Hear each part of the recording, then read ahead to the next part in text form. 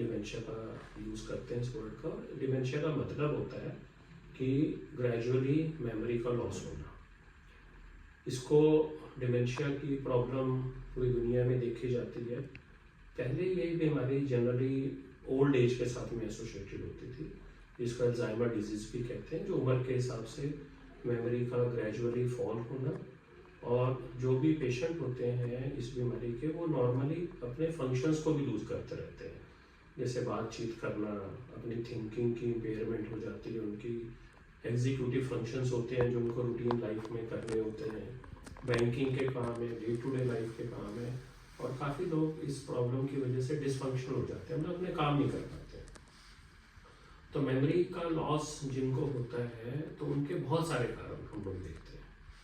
तो हमारे पास तकरीबन लोग आते हैं इस प्रॉब्लम को लेके ओल्ड एज के अंदर, और इसके कारण जैसे मैंने बोला अल्जाइमर एक बीमारी है, और अदर वर्ल्ड अल्जाइमर डे भी सेलिब्रेट किया जाता है 21 सितंबर to create awareness about this problem. Normally neurologist और साइकियाट्रिस्ट इस प्रॉब्लम को दोनों हैंडल करते हैं। तो जो मेमोरी वाला कंपार्टमेंट रहता है वो कई बार न्यूरोलॉजिस्ट हैंडल करते हैं, और जो बिहेवियरल वाला पार्ट है, जिसको behavioural and psychological symptom of dementia भी बोलते हैं, वो नॉर्मली पेशेंट्स साइकियाट्रिस्ट के पास आते हैं, जिसमें अलग अलग तरह की प्रॉब्लम्स होती हैं, जैसे डिप्रेशन भी होती है, एंजाइटी भी होती है, कुछ लोगों को साइकोसिस भी हो जाता है, शक वहम की प्रॉब्लम्स आने लग जाती हैं, और साथ ही साथ में मोस्ट कॉमन प्रॉब्लम होती है स्लीप की प्रॉब्लम होना या एग्रेशन का होना। और क्योंकि ये इस एज के अंदर आता है, मेमोरी का कम होना यंग एज के अंदर, मतलब age young age 30 year old, 40 year old, और जिसका एक सबसे बड़ा कंट्रीब्यूटिंग फैक्टर होता है स्मार्टफोन, जिसको डिजिटल डिमेंशिया भी बोला जाता है। तो बहुत लोग फ़ोन का इतना एक्सेस यूज़ करते हैं, रादर स्मार्टफोन और आर्टिफिशियल इंटेलिजेंस ने लोगों के अंदर मेमोरी को याद करने की आदत ही छोड़ दी है। लोगों को लगता ही नहीं हमें कुछ याद करने की ज़रूरत है, सब कुछ तो हमारा फ़ोन हमें बता ही रहा है, चाहे वो नाम है लोगों के, चाहे उनके फ़ोन नंबर्स हैं, चाहे उनकी लोकेशंस हैं।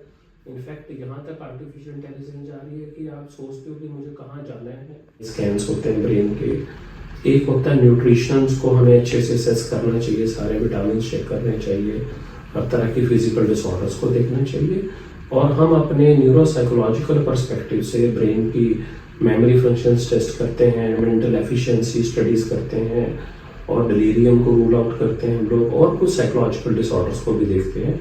बिकॉज जैसे मैंने डिजिटल डिमेंशिया आपको बताया, ऐसे ही second most important cause depression होता है, क्योंकि जब आप डिप्रेस्ड होते हो तो आपके cognitive functions, memory functions down होने शुरू हो जाते हैं, जिसको सूडो डिमेंशिया भी बोलते हैं।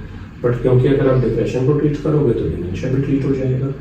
तो इसी तरह से हमें ये सारे के सारे हमें असेसमेंट का कॉम्पोनेंट होता है। तो हम पहले असेस करते हैं, असेस करने के बाद डिसाइड करते हैं कि किस तरह का कॉज है, एज रिलेटेड है, या ये कोई मस्कुलर कॉज है, या कोई न्यूट्रिशनल कॉज है, या साइकोलॉजिकल कॉज है। उसके अकॉर्डिंगली कुछ मेडिसिन्स होती हैं, और काफ़ी हद तक कॉग्निटिव रीट्रेनिंग एक्सरसाइजेज भी की जाती हैं, जिसको हम लोग ब्रेन जिम भी बोलते हैं। बहुत ही सिंपल टास्क हम अपने पेशेंट्स को देते हैं, उनको ट्रेन करते हैं, और मैंने देखा काफ़ी रिवॉर्डिंग होता है। काफ़ी ज़्यादा मेमोरी को आप की प्रॉब्लम्स को आप एटलीस्ट रोक सकते हो, काफ़ी हद तक रिवर्स कर सकते हो, और ये बहुत इंपॉर्टेंट है। बिकॉज अगर आप इसको नहीं करोगे, ये आपको डिसफंक्शन से शुरू होगा और एक डिसेबिलिटी की स्टेज पे डेफिनेटली ले जाता है। और ये काफ़ी डिफ़िकल्ट है, पेशेंट्स के लिए भी डिफ़िकल्ट है, बट पेशेंट्स की अवेयरनेस क्योंकि कम होती रहती है इस प्रॉब्लम के बारे में, तो फैमिली की अवेयरनेस बढ़ती रहती है, और फैमिली के ऊपर बहुत ज़बरदस्त ये डिसफंक्शन करता है। तो ऑलमोस्ट हमने देखा फैमिली बहुत ज़्यादा अफेक्टेड होनी शुरू हो जाती है इस बीमारी से। तो मेरी बहुत अच्छे से ये एडवाइस है पब्लिक के लिए कि एक तो अपना स्मार्टफोन का यूज़ कम करो, न्यूट्रिशन को अच्छे से मेंटेन करो, एक्सरसाइज के ऊपर फोकस करो, but reasonable moderate exercises, not too much of an exercise doesn't help at all.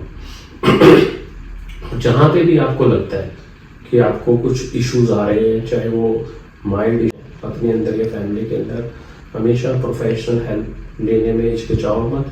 As early as possible लो और एक थॉरो प्रोसीजर से निकलो ताकि हम इसको रोक सकें और प्रिवेंट कर सकें. I don't want this world to be having people with dementia, ताकि किसी को एक दूसरे के बारे में इंट्रैक्शन करने का भी मौका न मिले. ठीक है. So that is all about dementia, very brief perspective according to myself, and I wish the society to remain dementia free, which is difficult, but at least we must minimize it. Thank you very much.